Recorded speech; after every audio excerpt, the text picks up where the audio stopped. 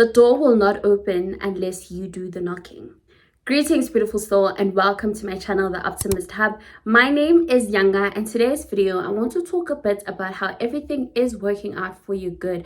But in order for it to start working out for your good, you need to start knocking on those doors. You need to start putting yourself out there. You need to understand that the cost of entry is the cringe.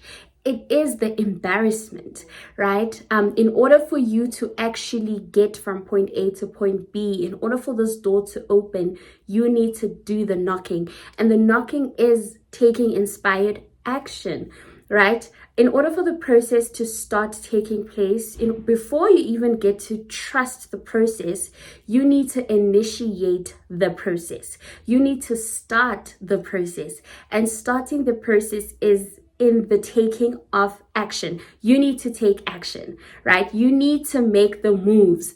The universe is working in your favor. It's conspiring in your favor. God is working in your favor. I mean, there is a Christian scripture that says, all things are working out for your good. Why? Because God has plans for you to prosper, right? God has plans for you to prosper and not to harm you.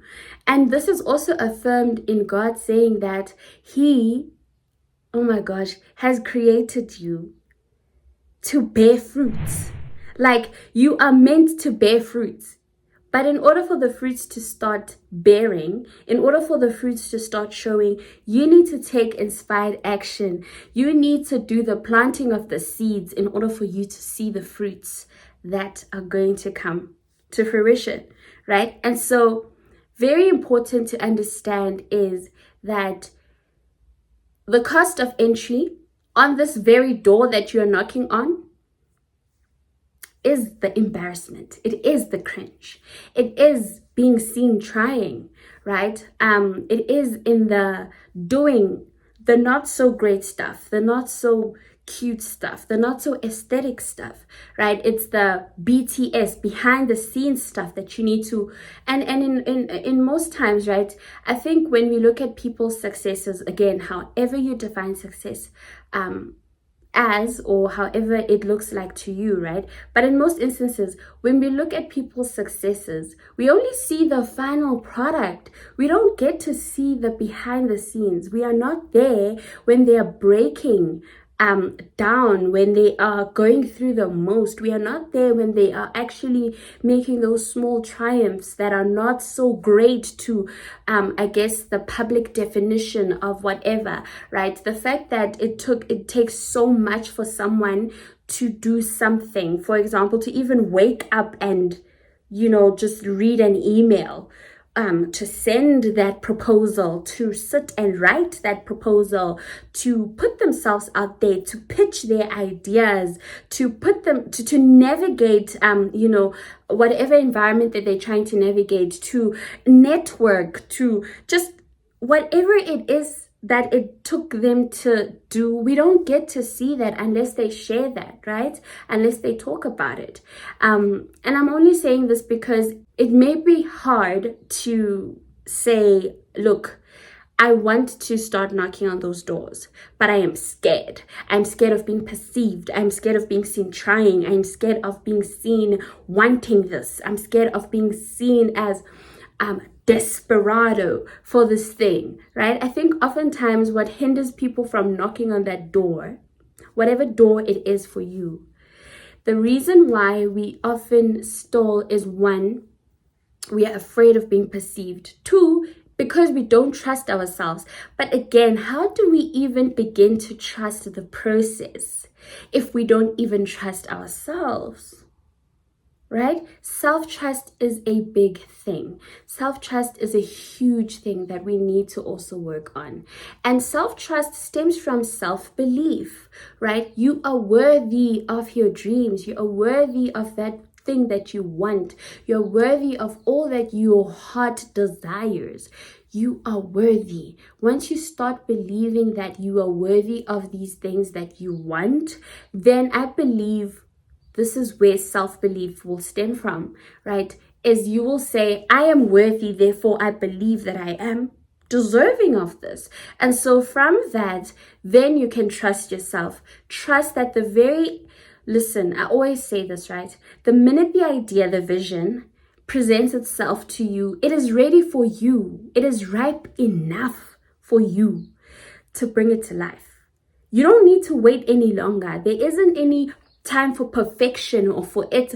It is ready. The way it presented itself to you, as raw as it is ready for you to bring it to life. It is ready for you to ripen it through taking it through the process of bringing it to life, right? And so trust that you, one, have this uniquely designed idea that is bestowed upon you by the higher power. It is meant for you. This idea has your name written in it. In fact, you are its vessel. It is waiting for you to bring it to life. So trust that, one, the very idea trusted you. It trusted you to bring, it came to you because it knows that you have the necessary abilities. You have the necessary capacity. You have the necessary capabilities. You have the necessary skills. And if you have to gain more skills if you have to hone more skills in order for this to bring itself, do that. Right? Maybe it is also calling you to sharpen some of the things that are, blind spots for us. But it is wanting you to bring it to life, no one else. And the thing is, again, I always say this, it will continue to haunt you. Like, one thing about an idea and a dream that is persistently presenting itself to you, begging. Do you understand that this dream is begging you to bring it to life? It is literally on its knees. Imagine this idea. You can even try and create some sort of form to it, right? Imagine it on its knees, begging. It constantly bringing itself to you. Is it begging you? It is begging you, and it will continuously haunt you until you bring it to life. It will haunt you. It must haunt you. It will haunt you. Okay, no. But on a serious note, please bring it to life. It should continue bugging you until you bring it to life. Let it bug you. For as long as you let it bug you. But if you want to remove all of that, if you want to let it stop bugging you, then you need to what? Take inspired action. Exactly. You need to take inspired action towards this very dream, this very goal, this very idea that is consistently presenting itself to you. Remember, as much as the cost of entry is the embarrassment, it is the cringe, it is the idea of being perceived, the door will not open unless you do the knocking. And in the knocking, as you tread on this path that lies beyond the door, right? Because oftentimes I think what also scares us is the uncertainty. It's what is behind that door? I want to knock on the door, yes. I'm attracted to this door. I know that if I knock on this door, it is for my good, right? It is for my good. I know that whatever lies behind, I trust and believe that whatever lies behind that door is for my good because I am called to knock on this door, right? The door of opportunities, the door of growth, the door of success, the door of abundance. And oftentimes I think people are afraid to knock on these doors because they're afraid of the magnitude of success that lies within them. We are afraid of our own potential. Oftentimes we are afraid, oh, how great will I be? And not necessarily with regards to fame, popularity, all of that. No, I'm not talking about that. I mean the greatness. I mean the greatest version of yourself that lies within you. We are often afraid of her, of him, of them, of their. We are afraid of that version of ourselves because of the uncertainty. But I'm urging you, push that aside. Trust that this goal, this dream, this idea that is calling you to knock on this door is for your good. And that whatever lies behind that door as you open, as uncertain as the path may be, because we don't know what it's going to look like, but we sure do believe and we know and we trust that whatever lies behind that door that you are afraid to open is your greatness. That is your greatness. That is your higher self's potential waiting to live through you. Tread on that path fearlessly, with courage. Believe. Know that it chose me. This door chose me to knock on it. This vision, this idea chose me to bring it to life. Therefore, I am well equipped. And even if I'm not fully equipped, because again, every journey that we tread on, it, has life lessons. There are lessons to learn, right? There are things we ought to learn and unlearn, right? So trust that whatever it is that you are meant to learn and unlearn on this journey that lies behind that door, that which you open, is meant for your growth. It is for your betterment. It is there for you. It is uniquely orchestrated and planned and designed by the higher power, by God, who says, I have plans for you to prosper and not to harm you. Who says, I will be with you. Even when you walk through the fires, you will not be burnt. Even when you walk through the waters, you will not be hurt, because I am with you. You are not walking this journey alone. You are walking it with one, the higher power, who created you. The very reason why your heart is still beating this very moment is because purpose is still living in it. There's something greater, bigger, humongous, that is waiting for you to bring it to life. And that is the purpose that God brought you on this earth for. And so that is that. And then that is your higher power. Do it for the inner child in you, the current version of self. Do it for your generation, for your legacy. What is it about you that we're going to say once you have passed on? We want to say great things about you.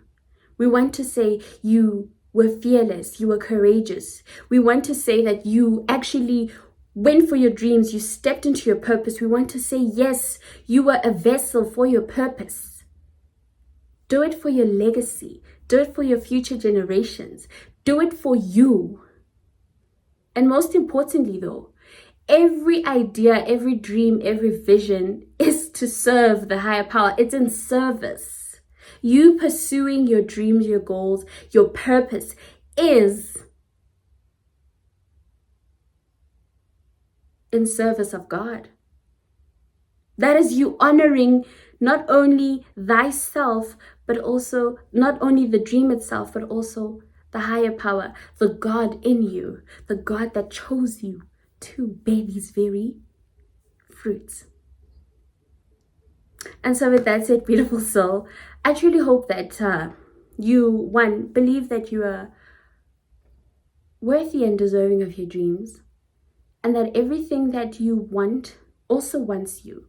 It also wants you. Trust me, it will not consistently reveal itself to you, make its revelation to you, if you are not chosen for it. You are chosen.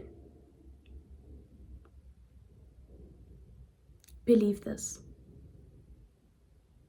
You are chosen. In fact, even the word of God says, you did not choose me, but I chose you to bear fruits. You are chosen for this very purpose, for this very gift, for this very idea that is bubbling inside of you, that is continuously begging, wanting to live through you. You are chosen for it. Please, please listen to it.